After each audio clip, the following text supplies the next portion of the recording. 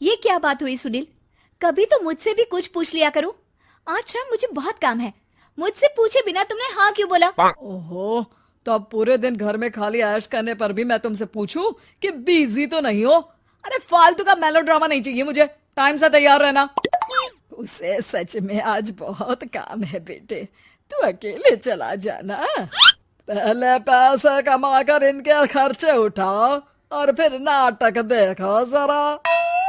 दोनों बाप बेटे हमेशा की तरह दोनों सास बहू को कड़वी बातें सुनाकर ऑफिस चले जाते हैं, जिसकी अब आदत होने पर वो दोनों भी किसी से कुछ बोले बिना अपने काम में लग जाती हैं।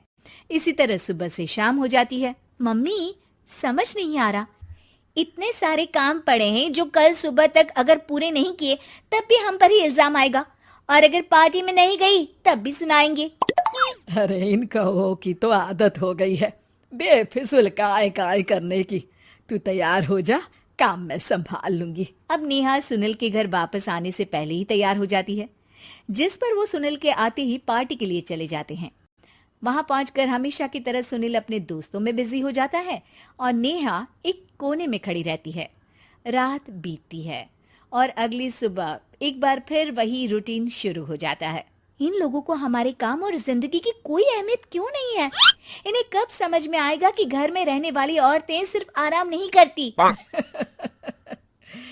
बेटा मेरी तो उम्र बीत गई यही सोचते हुए, पर आज तक ना वो बदले और ना जवाब मिला।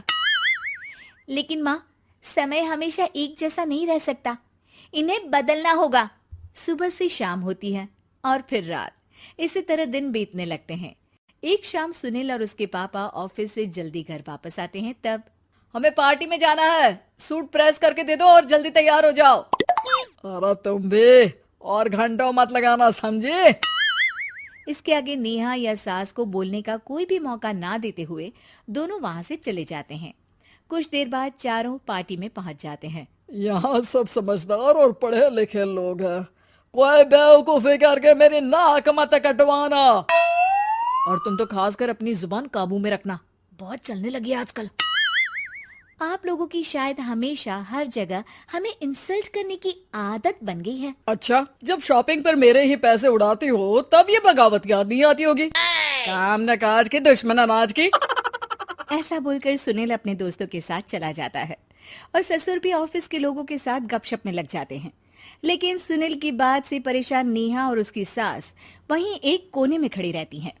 शांत हो जा, कर ही क्या सकते हैं।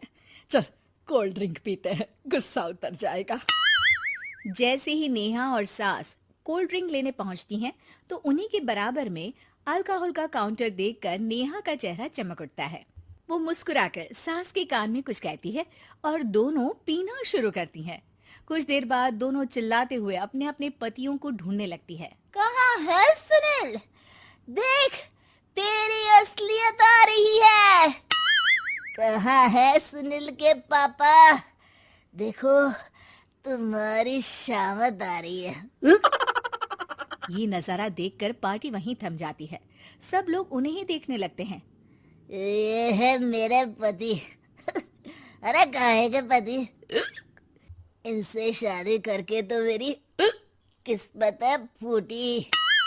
और ये मेरे पति, जिन्हें पति बोलने में मुझे आती है शर्म बड़ी। चलो आज आप लोगों को इनके असली रूप से मिलाते हैं, जिसमें ये अपनी पत्नियों की रत्ती भर भी इज्जत नहीं करते। हर समय उन्हें खरी खोटी सुनाते रहते हैं। हर जगह बिना मौका और माहौल देख उनकी उनकी सेल्फ रिस्पेक्ट की धज्जियां उड़ाते रहते हैं। क्या बोलते हो कि घर में रहकर हम करते ही क्या है? अगर ऐसी बात है तो कल से खुद अपने कपड़े धोना, प्रेस करना, सब्जी खरीदना, खाना बनाना और पसंद ना आने पर दोबारा बनाना, जैसे हम करते हैं ना। फिर घर की सफाई, सारा सामान अपनी जगह रखना, जो तुम्हारे फेंकने पर हम करते हैं। और फिर फाइनेंस मंत्री बनकर लिमिटेड पैसों में बढ़ती कीमतों के साथ घर का बजट बनाना। सुनील, इन्हें चुप करा। अपनी तो कोई इज्जत है नहीं, हमारी भी खराब कर रही है। हाँ, ये तो और बढ़िया है। अब अच्छे से सुनो। नेहा, ये क्या ड्रामा है? ड्रामा तो अभी शुरू हुआ है जी। सास और नेहा अपने मन की सारी भड़ास निकालने लगती है, जिसे चुपचाप खड़े रहकर सुनने के अलावा ससुर और सुनील के पास कोई चारा नहीं होता। बहुत देर तक यही सब चलने के बाद आखिर में दोनों सास बहू बेहोश हो जाती हैं।